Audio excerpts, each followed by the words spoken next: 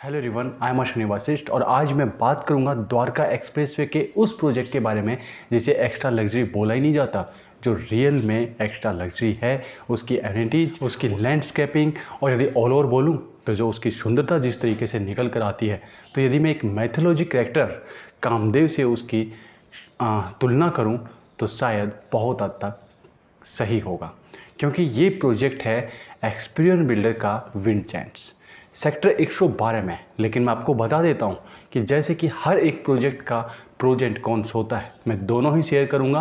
But पहले हम इसके जो पॉजिटिव पॉइंट्स हैं वो शेयर करेंगे और उसके बाद नेगेटिव पॉइंट्स, और लास्ट पार्ट में कंक्लूजन, यानी कि किसके लिए प्रोजेक्ट परफेक्ट है। तो सबसे पहले हम बात करें कंस्ट्रक्शन के। देखिए, कंस्ट्रक्शन एक्सपीरियन कोई बहुत ज़्यादा पुराना बिल्डर नहीं है, बट हाँ, यदि इसकी कंस्ट्रक्शन क्वालिटी मैं किसी भी प्रोजेक्ट की देखता हूँ तो रियल में बहुत अच्छी कंस्ट्रक्शन क्वालिटी है। और इस प्रोजेक्ट की, यानी कि विंडजेंट्स की, उन सभी प्रोजेक्ट में से सबसे अच्छी कंस्ट्रक्शन क्वालिटी इस प्रोजेक्ट में दी हुई है। और यदि मैं बात करूं लैंडस्केपिंग की, तो लैंडस्केपिंग का तो कहना ही क्या, क्योंकि मैं स्टार्टिंग में ही बता चुका हूं।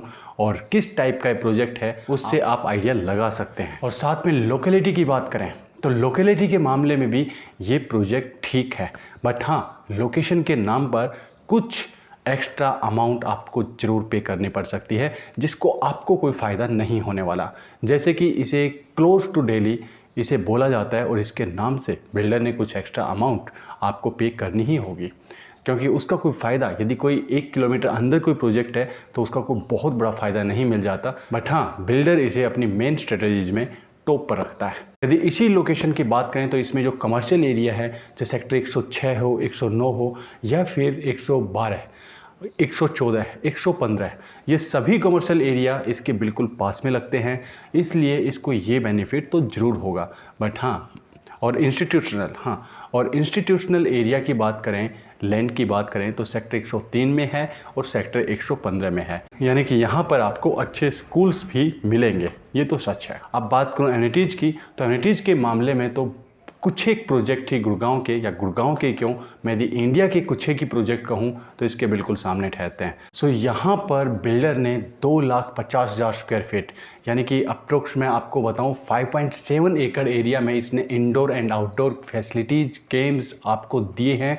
और इसकी वजह से ये प्रोजेक्ट अपने आप को एक्स्ट्रा लग्जरी सेगमेंट में बिल्कुल रखता है, और उस सही मायने में है भी। और उन्हीं एमिनिटीज़ में से यदि मैं आपको शेयर करूं, जैसे कि steam sauna and spa, open air jacuzzi, biodiversity pond, outdoor barbecue area, reading room, cards room, exclusive mini theatre, outdoor party area, restaurants, banquet halls, kids play area, Zen garden, meditation और yoga room, gym, table tennis, billiards, squash court, full lamp swimming pool, badminton court, basketball court and jogging track. और ये जो amenities हैं या जो भी इसने facilities यहाँ पर दी हैं, वो सिर्फ बोलने को नहीं है, उनके बहुत अच्छे साइजेज हैं, वो काफ़ी अट्रैक्टिव हैं और बहुत ही अच्छा बनाया गया है। अब हम बात करते हैं इनके नेगेटिव पॉइंट्स की, किन को नहीं लेना चाहिए या क्यों नहीं लेना चाहिए। अब तक मैंने बताया था क्यों लेना चाहिए, क्यों इस प्रोजेक्ट को हम कंसीडर कर सकते हैं, क्यों इसको शॉर्टलिस्ट कर सकते हैं, बट अब क्यों नहीं लेना चाहिए। मैं अपने वीडियोस में प्रोज एंड कॉन्स दोनों ही शेयर करता हूं, इसलिए यदि आप दोनों पार्ट्स, दोनों साइड सुनना नहीं चाहते तो इस वीडियोज़ को स्किप कर दें, ज़्यादा अच्छा रहेगा। बट एक रियल इन्वेस्टर हैं तो बिल्कुल इस वीडियो को पूरा सुने, तभी आपको आइडिया लगेगा कि प्रोजेक्ट आपके लिए कैसा रह सकता है। तो सबसे पहले जो मुझे यहाँ पर इस प्रोजेक्ट में जो अच्छा नहीं लगा, वो मुझे एक ही चीज़ लगी कि आप यदि 2.53 CR से कोई प्रोजेक्ट स्टार्ट होता है और उसकी एंट्री वहाँ से वो एक अप्रोच रोड ऐसा हो जो आपको अट्रैक्ट ना कर पा रहा हो, मेरे लिए ये चीज़ें बिल्कुल मायने रखती हैं, और इसलिए मैं यहाँ पर इसे एक नेगेटिव पॉइंट्स देना चाहूँगा। 24 मीटर रोड पर वैसे इसकी कनेक्टिविटी है। और सेकंड पार्ट जो बहुत कम लोग देखते हैं या समझते हैं, इन्वेस्टमेंट करने से पहले आपको मैं एक बहुत बड़ी चीज़ बताता हूँ कि यहाँ पर यदि आप इन्वेस्टमेंट करने वाले हैं 12 इंटू आपके मंथ का जो रेंट है उससे मल्टीप्लाई ना करें, क्योंकि यहाँ पर आप उसे 12 इंटू 10 करेंगे, जो भी आपका रेंट है वो रखेंगे तो ज़्यादा बेटर रहेगा। मैंने 2 महीने कम क्यों किए, क्योंकि रेंटल यील्ड में बता रहा हूँ, आप उसको वो कैलकुलेशन ना करें, वो गलत होगा। वो इसलिए क्योंकि आपका यहाँ पर मेंटेनेंस बहुत हाई है, और इस वजह से कभी भी हम रेंट पर कोई अपना फ्लैट देते हैं, कोई प्रोजेक्ट देते हैं, कोई बिल्डर फ्लोर देते हैं, तो बट वहाँ पर आपका मेंटेनेंस बहुत कम बनता है, बट यहाँ का मेंटेनेंस आपका बहुत ज़्यादा बनेगा। क्योंकि एक तो एक ऐसे अच्छे प्रोजेक्ट को मेंटेन रखने के लिए मेंटेनेंस काफ़ी हाई रहता है, और दूसरा यहाँ का साइज एरिया, यानी कि आपके फ्लैट का यदि मिनिमम एरिया मैं यहाँ पर बताऊँ तो 2441 स्क्वायर फीट होता है, और 2441 स्क्वायर फीट इंटू आपका मेंटेनेंस, तो वो बहुत ज़्यादा जाएगा। यदि मैं कहूँ कि एक जो नॉर्मल प्रोजेक्ट है उसका 1 मंथ का रेंट, तो आप ये चीज़ें देख लें। एक तो आप रेंटल यील्ड अपना करेक्ट रखें, और ये एक नेगेटिव पॉइंट हो सकता है इन्वेस्टर के लिए, जो कि रेंटल यील्ड को भी साथ ऐड करता है।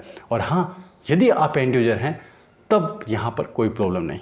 अब लास्ट आता है, किसी को यहाँ पर लग सकता है कि ओवर प्राइस्ड है, तो मैं यहाँ पर कहूँगा कि जो रियल में एक्स्ट्रा लग्जरी हैं, एक्स्ट्रा लग्जरी प्रोजेक्ट हैं, उनके लिए जो रेट होता है, जो उनका प्राइस होता है, उसे जस्टिफाई करना नहीं होता। क्योंकि एक्स्ट्रा लग्जरी सेगमेंट में चाहे आपका फ्लैट हो, आपके क्लोथ्स हो, या फिर कोई इलेक्ट्रिक आइटम, उनका हम ये चीज़ नहीं देख सकते कि ये ओवर प्राइस्ड है। क्योंकि जब आप प्रोजेक्ट को देखोगे और विजिट करोगे तो वाव फैक्टर निकलेगा, बट हाँ, जब आप उसके बाद में उसका बजट का सुनोगे तो मैक्सिमम लास्ट में विनर रहेगा कास्ट फैक्टर, कि काश मैं इसे खरीद पाता। या कुछ लोग जो मैं खरीद तो सकता हूँ, बजट तो है, बट मैं एक जगह इतना इन्वेस्टमेंट नहीं करना चाहता। ये दो ज़्यादा मिलेंगे। कुछ ही लोग होंगे जो यहाँ पर इन्वेस्टेड रहेंगे, और उनमें ज़्यादातर एंड यूज़र रहेंगे। सो आज का हमारा जो डिस्कशन है वो यहीं तक रहेगा। बट हाँ, यदि आपको चैनल अच्छा लगे, आपको मेरा कंटेंट अच्छा लगे, तो सब्सक्राइब कर लेना, लाइक करना, और यदि इसके बाद भी आपके कुछ डाउट्स हैं तो आप मुझे शेयर करें। नेक्स्ट पार्ट में मैं डिटेल रिव्यू करूँगा। बाकी काफ़ी चीज़ें मैंने यहाँ पर शामिल की हैं इस वीडियो में, बट फिर भी यदि कुछ रह जाता है तो मैं नेक्स्ट वीडियो में आप लोगों के साथ डेफिनेटली शेयर करूँगा। तब तक के लिए थैंक यू वेरी मच। आपने लास्ट तक यहाँ तक बने रहे, बहुत बहुत शुक्रिया।